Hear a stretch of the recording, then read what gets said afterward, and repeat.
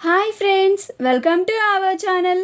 భానుమతి మా ఇంటి Mahalakshmi serial next ఎపిసోడ్లో ఏం జరగబోతోందో ఈ వీడియోలో చూసి తెలుసుకుందాం. భానుమతిని బలవంతంగా పెళ్లికి ఒప్పించిన కోటి అసలేం జరిగింది అని తెలుసుకోవడానికి ఈ వీడియోని స్కిప్ చేయకుండా ఎండ్ వరకు చూసేయండి. భానుమతి తను చదువుకోవాలి అని, తనకి పెళ్ళి ఇష్టం లేదు అని వాళ్ళ నాన్నతో చెప్తే అప్పుడు కోటి వాళ్ళ అమ్మని చంపేస్తాను అని బెదిరిస్తాడు. అప్పుడు భానుమతి చాలా బాధపడుతూ ఉంటుంది. ఏమీ చేయలేని పరిస్థితుల్లో ఉంటుంది. అప్పుడు భానుమతి వాళ్ళ చెల్లి, అక్క, నువ్వు ఈ విషయాన్ని ఆ జీప్ అబ్బాయి చెప్పొచ్చు కదా, తను చాలా మంచివాడు కదా, అర్థం చేసుకుంటాడు అని అంటుంది. అప్పుడు భానుమతి, అవును వసు, నువ్వు చెప్పింది కూడా నిజమే. జీప్ అబ్బాయి చాలా మంచివాడు, నేను చెప్తే వింటాడు. ఎలాగైనా జీప్ అబ్బాయిని కలవాలి, నేను చదువుకోవాలని అనుకుంటున్నానని తనతో చెప్పాలి, ఇప్పుడు పెళ్లి చేసుకోవడం ఇష్టం లేదు అని చెప్పాలి అని అనుకుంటూ ఉంటుంది. పార్థు భానుమతి గురించి ఆలోచిస్తూ మురిసిపోతూ చాలా సంతోషంగా ఉంటాడు.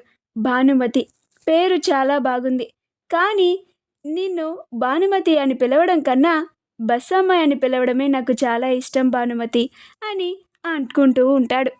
అలా పార్థు భానుమతి వాళ్ళ పెళ్లి చూపుల్లో ఇష్టమే అని చెప్పిన సమాధానాన్ని పదే పదే గుర్తు చేసుకుంటూ మురిసిపోతూ ఉంటాడు. అలా తనలో తానే నవ్వుకుంటూ ఉంటాడు. అప్పుడే సూరి పార్థు వాళ్ళ గదిలోకి వస్తాడు. అప్పుడు సూరి పార్థు మురిసిపోవడం చూసి, ఏంటి పార్థు, నీలో నువ్వే మురిసిపోతున్నావు, నవ్వుకుంటున్నావు అని అంటాడు. అప్పుడు పార్థు సిగ్గుపడుతూ ఉంటాడు. అప్పుడు సూరి, అబ్బా సిగ్గే, ఏంటి పార్థు అని అంటాడు. అప్పుడు పార్థు సూరి అని అంటాడు. అప్పుడు సూరి మౌనంగానే ఉండిపోతాడు. మరుసటి రోజు భానుమతి తను చదువుకోవడానికి పుస్తకాలు తీసుకోవడానికి ఎప్పుడు పెట్టే చోటే చూస్తూ ఉంటుంది. తీరా అక్కడ వెతికినా కానీ తన పుస్తకాలు కనిపించవు. అలా ఇల్లు మొత్తం వెతుకుతుంది. ఎక్కడ చూసినా కానీ భానుమతికి తన పుస్తకాలు ఎక్కడా కనిపించవు. అప్పుడు భానుమతి వసు వసు అని అరుస్తూ ఉంటుంది. అప్పుడు వసు భానుమతి దగ్గరికి వచ్చి, ఏంటక్క, ఏమైంది అని అంటుంది. అప్పుడు భానుమతి, నా బుక్స్ కనిపించడం లేదే, నువ్వేమన్నా తీసావా అని అంటుంది.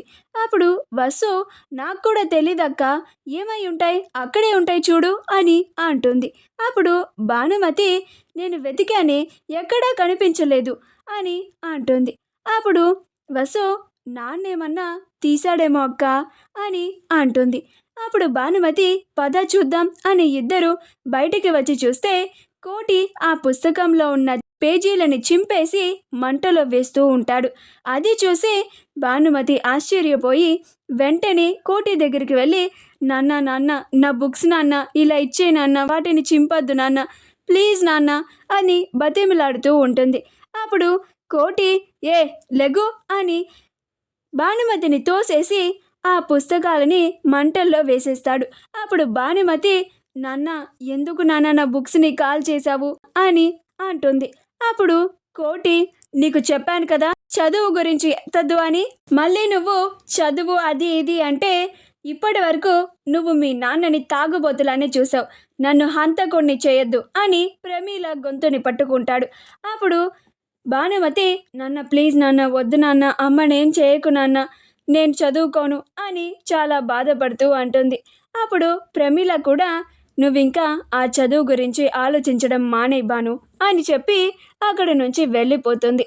అప్పుడు భానుమతి చాలా బాధపడుతూ ఉంటుంది. మా వీడియో కనుక మీకు నచ్చినట్లయితే లైక్ చేయండి, షేర్ చేయండి, మా ఛానల్ని సబ్స్క్రైబ్ చేసుకోండి, పక్కనే ఉన్న బెల్ ఐకాన్ని క్లిక్ చేయడం మాత్రం మర్చిపోకండి.